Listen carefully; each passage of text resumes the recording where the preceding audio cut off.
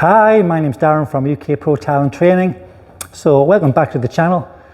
In this episode, what we're going to do is look at uneven floors.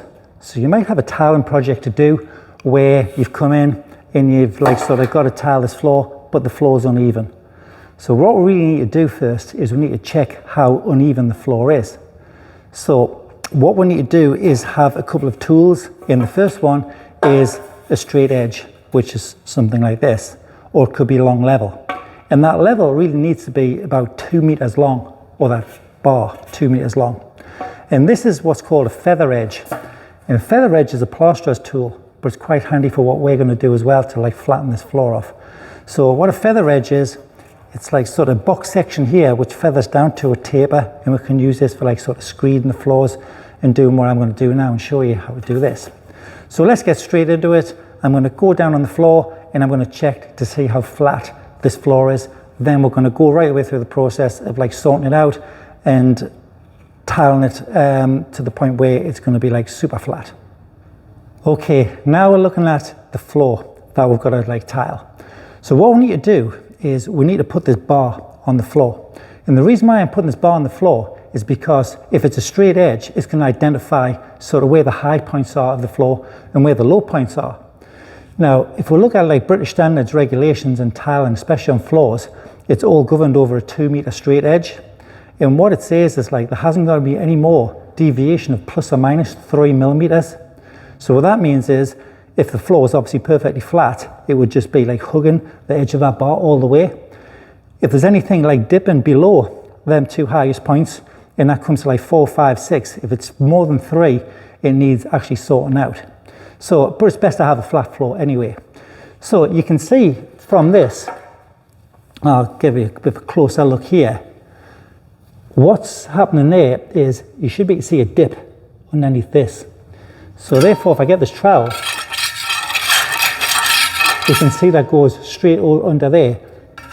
Yeah, it doesn't go there, and it doesn't go there. So what that means is the floor is flat to that point there, and it's flat to that point there, and it's sinking down here. Now we'll have two things in floors. We'll have sort of a spirit level that you could do this with, but the spirit level would probably give you a false reading, because if there was a bubble in here, the bubble is only really reading the two highest points of the floor. So there's a difference between level and flat. Really what we're looking for in tiling is flatness is more important than level. So levels are still important, but flatness is greater importance. So what I would do here is, if the room was this square, I would just go around this room checking to see where the low points were, and I would get a pen and I would simply just mark it here, I would mark it here, and I would come down to here, come down to here. So I've checked this floor actually, and it is flat there. It's flat pretty much all the way. It's just really this area here. See, it starts flattening off again here. So it's probably to about here. So it's sort of this area in this room that is dipping down into a basin. So this doesn't constitute a full self-leveling compound, which I'll look at in another video. And what a full self-leveling compound would be, you get a 25 kilogram bag of powder, you would mix it up with 5 liters of water, and then what you would do is you'd pour it down, you'd float it around the room, and once it was all over the whole area, then it would find its own level, and then it would level the floor off. But there's no point in wasting sort of load of self-leveler over this whole room when we're just trying to fill in a dip just on this area here. So what I'm going to do here is I'm going to prime the floor first. Now whenever you're tiling a floor or walls, we need to put a primer on prior to adhesive going on the walls. Sometimes you get a tub adhesive ready mixed, which is self-priming, but generally every cement-based adhesive, which generally you always have to use powdered adhesive on the floor, you will need a primer. So most people get this wrong and they think about primers as PVAs, and you've heard probably that that abbreviation PVA. It stands for polyvinyl acetate, which is a glue. Now that is definitely a no-no. We do not use PVAs when we're tiling.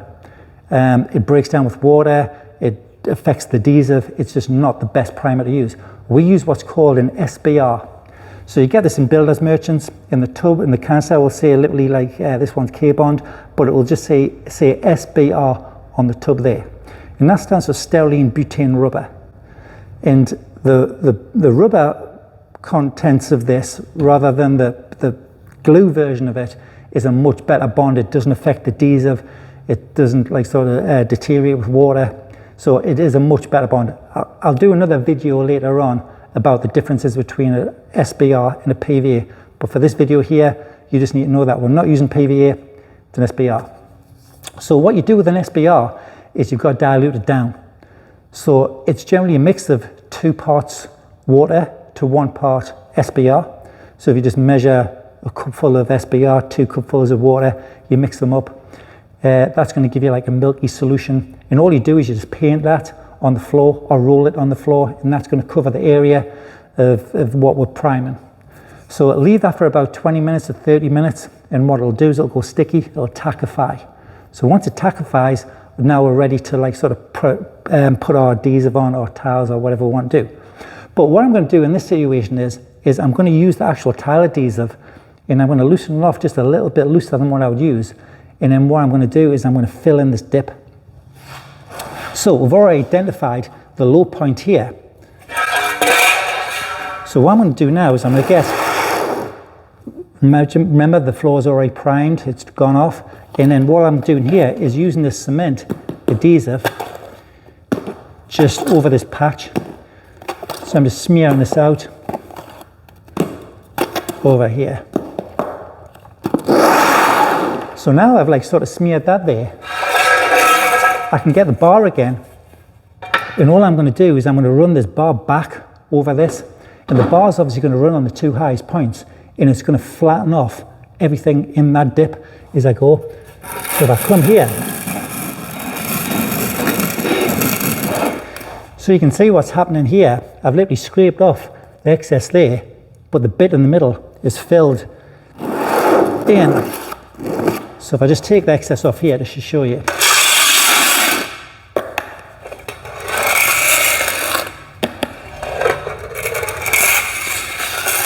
So if I put this bar back on there now, you should be able to see again. Now where this was a dip before here, there is nothing here. It's scraped off. It's getting progressively thicker and thicker as this dip is filled, and it's back to scraping off again.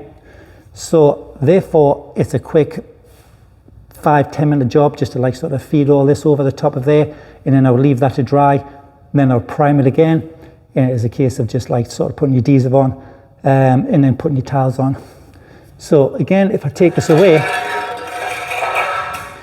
and I use this trowel, you can see there's nothing here, but as I get to this part here, it is much deeper there. If I take this away from here, you can see where there was nothing here, hardly anything, there's hardly any scrape there, and this is like sort of all deep. So again, there could be a little patch over there, there could be a little patch over here, so it's a case of just like squeezing that bit there, squeezing that bit there, flashing that bit over there, and then we're done. So again, leave it to dry, always prime again on top of this, and then the adhesive we troweled, tiles will go on there, and then that's the job done. So I've got another video on how to actually self-level like sort of floors, so you can have a look at that one. But this one here is just for a quick little patch in of any dips in your floors. You can also do this on walls as well. So again, I could put that straight edge on a wall, and again that would identify if the wall was dipping in. So what I would tend to do there is prime that wall again, and then I would just put trowel adhesive. I'd probably use like a notch trowel to trowel that whole wall up, and then I would use the feather edge just to put that on the wall, and then just like sort of scrape that up there. That will run on the 2 highest points, and it's going to flatten off again, everything in its way. And then you'd see me leave that to dry, and then you'd prime again, and then your adhesive and your tiles are going on the top of that. So hope this has been of some benefit to you. So anybody that's got any like sort of jobs to do with a bit of a dodgy floor, you can sort it out quite quick and easy on that.